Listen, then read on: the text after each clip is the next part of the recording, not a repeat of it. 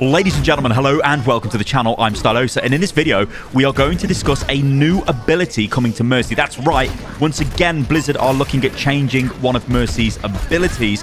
We're also going to discuss some Symmetra changes coming in, and potential changes to Zenyatta as well, and Junker Queen.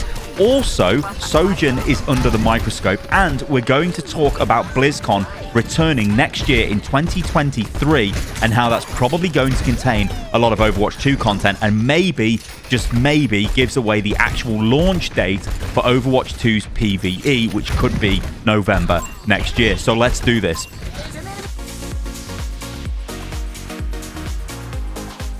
Hello everybody and welcome to the channel. So the first place we are going to start is with the brand new Overwatch 2 beta week 1 developer blog.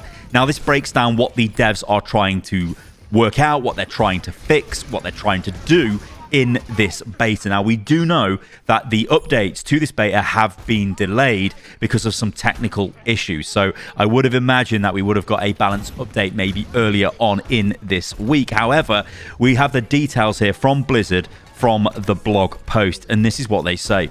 The first week of the Overwatch 2 beta is behind us. Time flies when you're having fun. The team has been hard at work compiling player feedback, squashing bugs, and gearing up for the mid-cycle patch. As we mentioned on the Overwatch forums last week, we're going to talk a little more about the Mercy and Symmetra changes, as well as initial thoughts on Junker Queen and queue times. So let's talk about these Mercy changes, because again, it's with Mercy's Guardian Angel, and again, it's a major change to the way this ability functions. You've probably seen the mock-up of this on the video's thumbnail with the charge bar next to Mercy. So this is what they say. Guardian Angel gives Mercy important mobility that is key to her survivability. Over time, players learned that if you jump during the ability at a specific time, you could launch Mercy up into the air. This is super cool. However, it was completely unintentional. Mercy's super jump was the result of a bug that occurred during Guardian Angel, but players made it to a part of her utility.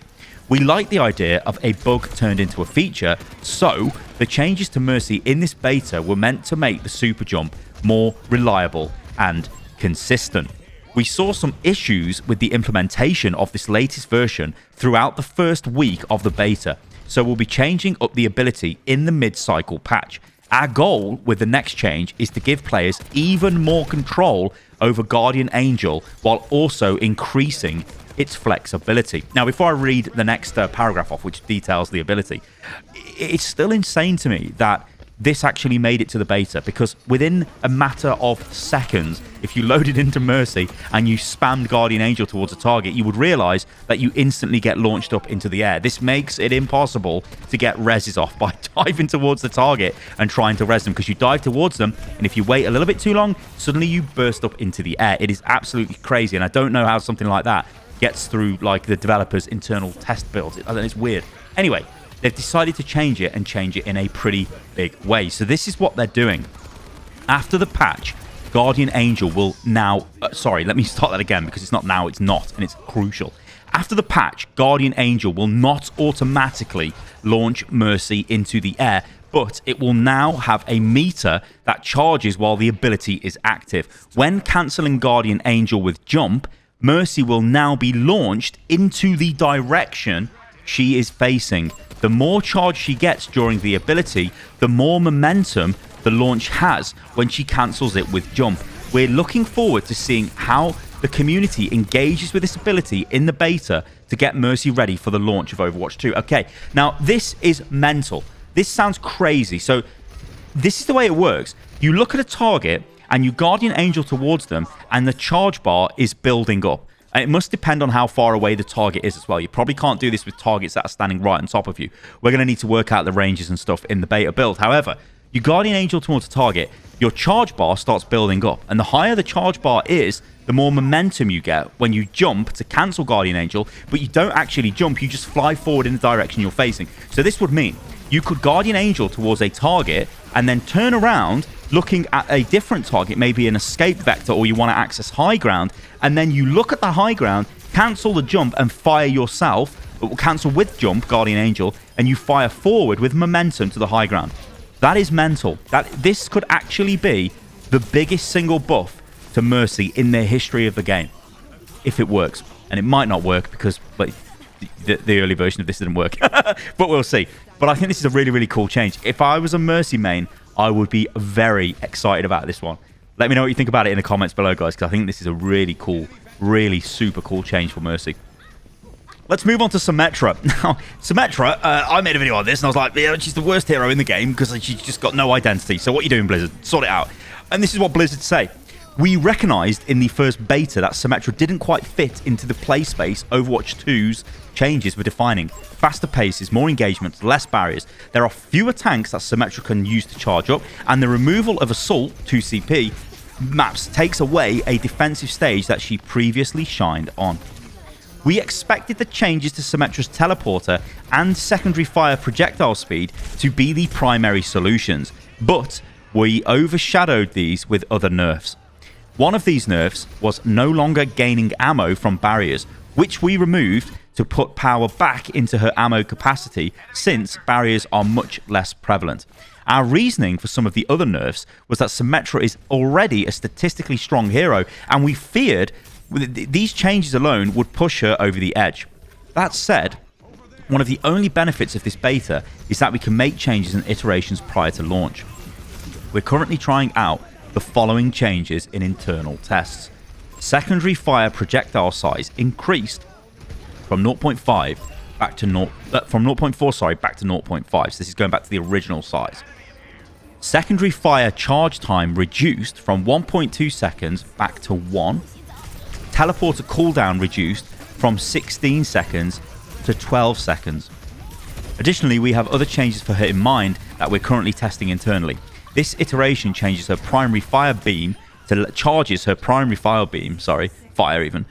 level 3 faster to help compensate for less tanks and shields to charge upon. We're not sure if this change will stick, but our goal is to make Symmetra feel more natural in Overwatch 2.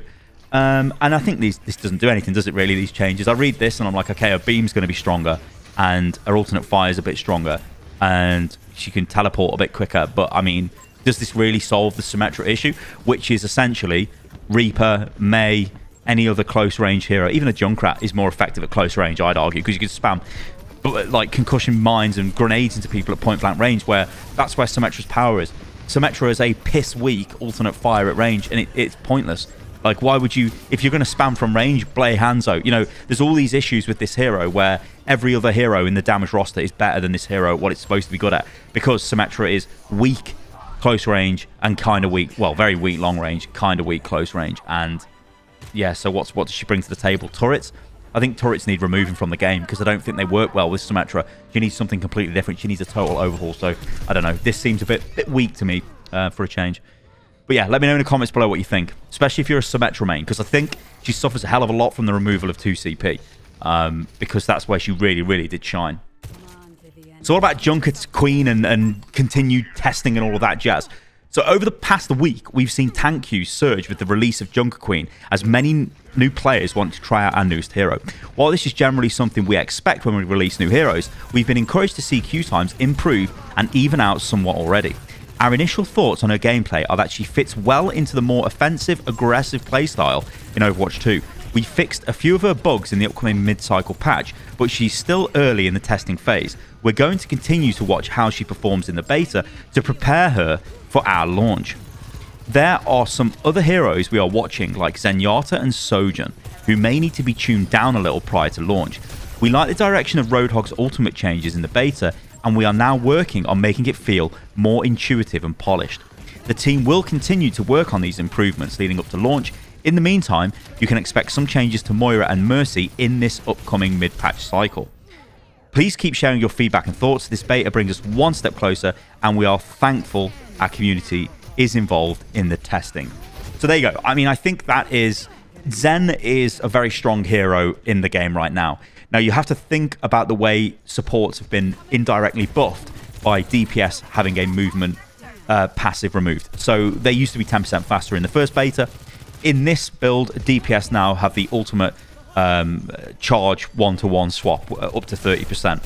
on DPS heroes, which is a much better passive, I think, and I'm not really missing the movement buff at all. Supports, though, it means that they're way more survivable because you don't have ultra rapid flankers like Genji and Mercy. Not Mercy. Genji. Mercy's flanking. Jesus Christ. Genji and Tracer just destroying your backline, or even Soldier or Ashe or whatever. It doesn't really matter. All the DPS was quicker. Sojourn as well, just destroying you in the backline. So supports do generally feel a lot better. And I think players are getting used to using more line of sight blocking positioning instead of just standing out in the open expecting to be saved by tanks, which you've only got one, and usually that tank's off doing something crazy in Overwatch 2. Maybe Ana gets looked at some point because anti-nade is really strong. Sojourn is mega strong in this beta build because they reverted the hitbox size of her railgun, so it's now the same as Hanzo's arrow. And this means that you charge up to 100%, and then you've got a hit scan Hanzo arrow, which you can just yeet at people. So she's very strong, and she can just delete people. Also, the issue with Sojourn is you don't actually see when she's fully charged, or it's very hard to tell. So you know if Hanzo's spamming arrows, you can see him pulling the bow back, and obviously, you know, you would hear the arrows coming past. It wouldn't just be a sudden arrow that kills you. Maybe it would be sometimes. Maybe that's not the best example, because Ashe and Widow are much better examples because you can visibly see them looking down their scope. You can see their weapon model. You know when Widow's got a scope up. You know when Ashe has got a scope up, right? So you expect more damage at that time. Problem with Sojourn is you just don't know. Like, you're just running around and it's like, boom, oh god, I've been railgun. And you can't be expected to expect her to have 100% charge all the time because that's broke. And I think that's where a lot of her power comes from. So just make her glow more, Blizzard. And I think we'll be Gucci with that. And the Roadhog stuff, yeah, whatever. He's still probably the worst tank, but we'll have to wait and see. And the Moira stuff is coming, and I can't wait to see that because that's going to be the introduction of like a mini rework to Moira, and she gets a skill shot ability. So I can't wait to see how that pans out. Okay, let's move on to this article, which is on the LA Times with Mike Ybarra. Now, in case you don't know who he is the new president of Blizzard Entertainment, and he's been in this post I think for about a year now, but there was two people involved, and now there's only him. There's been a load of reasons as to why that happened, and we all know Blizzard has been an absolute terrible place to be for a long time. So they've had a ton of issues. This looks to be the start of a bit of a media charm offensive. Like, hey, we're Blizzard, we're back, we've got a new leader, we're going to try and fix our problems. Now, I'm not going to go over the whole article because it's quite a long article. There's loads of stuff about Blizzard's culture being changed, the way they operate internally. But there's two things I want to pick out. The first one, it just made me laugh. This isn't even related to Overwatch, but it just makes me laugh because it's Blizzard and we know Diablo Immortal has been terrible. But this is what he says about Diablo Immortal. When we think about monetization at the very highest level, it was, how do we give a free Diablo experience to hundreds of millions of people where they can literally do 99.5% of everything in the game? Ybarra says. Now, that's a nice way of putting, we designed a game for the 0.5% of whale gamers who will play this game, and our game is designed with such horrendous predatory systems that if these poor people have got gambling problems and addiction problems, then we can rinse them for more money. And hey, they might just be oil barons and Wall Street bloody moguls or whatever, so they're going to spend loads of money on our game anyway. Yeah, I don't know. That quote is like, mate, it doesn't matter if you've made a great game because the game is built to rinse people, and that's the problem. And nobody should be accepting this as a good game. It's a shit game. Oh my god. Okay, let's move on to the BlizzCon stuff. So this is Mike Ybarra talking about BlizzCon next year. So I thought there would be no BlizzCon next year. In fact, I thought BlizzCon is done. Because if Microsoft goes through with the buyout, well, Microsoft wants to go through with it, but if the regulators allow them and then they own Blizzard, why would Microsoft have a BlizzCon when they could just absorb all of the Blizzard announcements into their Xbox showcase? That's what I thought they would do. However, that doesn't seem to be the case, at least not yet. But remember, the takeover hasn't actually happened. So Ybarra has also commented, has also committed to relaunching BlizzCon, the company's yearly fan-focused event at the Anaheim Convention Center. A digitally focused 2022 BlizzCon was axed shortly after the filing of the DFEH suit. I was going to say sweet, but I'm off my head. So that's the Department for, I'm going to forget what they're called, but employment and something, I forget, in California, obviously with all the issues at Blizzard. Anyway, he says this: we previously announced we're taking a pause on BlizzCon while we reimagined it for the future, but do want to return to a live event that enables us to celebrate the community. We recently hired a new leader of BlizzCon, April McKee, who is hard at work on that plan. We are committed to bringing back BlizzCon in 2023. So if they bring this back and it's a live BlizzCon, it will be in November. It will not be early on in the year, because the BlizzCon Onlines that were done in February, yeah, they were like special measures. It was COVID, yada, yada. I'd imagine this is November. I'd imagine this is back around November the 4th again. And I would imagine Overwatch 2 will lead this, because it will be the launch of Overwatch 2's PvE. So I think this gives us a bit of a timetable as to Overwatch 2 PvE's launch date and when we can expect a massive blitz of advertising and new animated shorts and all of that stuff leading us up to this date, which I think is pretty safe to kind of speculate as to that. But there you go, guys. Thank you for watching the video. I've been Stylosa, and as ever, I will do my best to keep you guys updated when it comes to everything Overwatch and Overwatch 2 related. Because, yeah, we are starting to get more information, which is cool. More things are happening. The beta actually is really, really cool. If you guys are playing the beta right now, do let me know what you think about the quality of this. I think it's really, really good. I know there's loads of issues with the marketing of Overwatch. I know the way they've got the message out for Overwatch 2 is very weird, because it, to a lot of people who maybe played back in 2017, it kind of looks like the same game. It's 5v5, it's not 6v6. Why are you taking things away, Blizzard? You know, there's all that stuff we can go on. And yeah, it's not been great, but remember, we're still in the beta phases, so I'm hoping that they can fix all of this come launch of the game in October, and then people really understand what this game's about, and then we get to see, because it is a really good game. And I'm not just saying this because I'm some sellout. No. I think right now this beta is in a really, really good place. I think it's really fun to play. All right, guys, thank you for watching the video. I've been Stylosa. You can follow me on everything, which is at Stylosa. You can also follow me on TikTok, which is at StylosaUL, because some bugger stole my name. Absolute scumbags. And yeah, I will catch you lovely, lovely, jubbly lot on the next video. See you soon.